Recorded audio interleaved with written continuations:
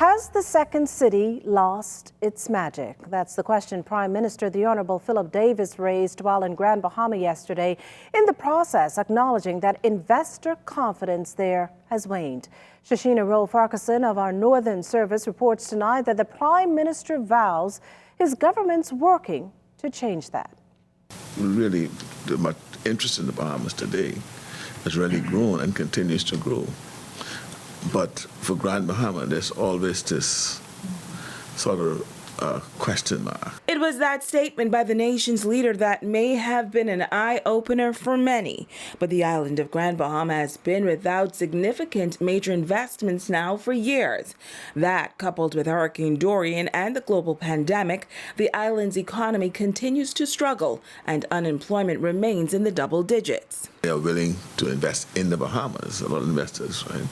Yes, they may wish to come to Grand Bahama, but there's always some reluctance on their part. I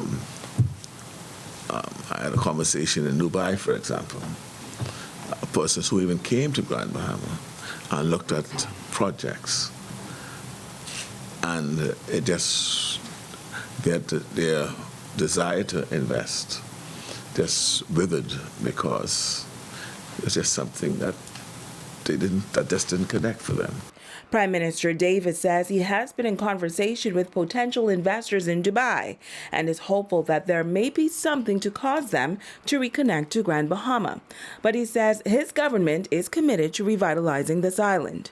We are working on how we could restore fully the confidence in investors to invest in. Many have questioned whether the time has come for Grand Bahama to just focus on the industrial sector and not tourism. But the Prime Minister believes that this island has the ability to tap into tourism, the industrial sector, agriculture, and technology.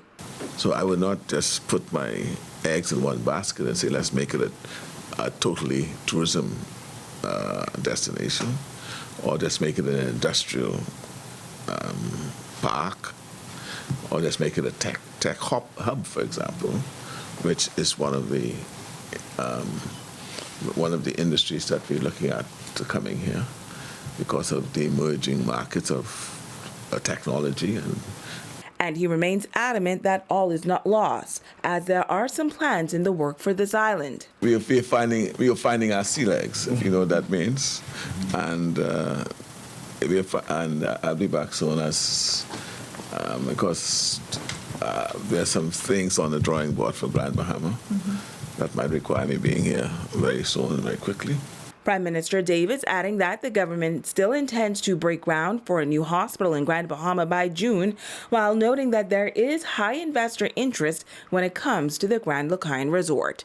Hungry and looking for something so satisfying? Something to truly tantalize your taste buds? Then make it Charlie's, the home of the #1 cheesesteak in the world. Also serving up a variety of delicious wings, freshly cooked to order under 10 minutes. With 2 locations to serve you. Mall at Marathon, open from 11 a.m. until 7 p.m. and the East-West Highway next to Solomon's from 11 a.m. until 10 p.m. That's Charlie's, the home of the #1 cheesesteak in the world. 393-3100.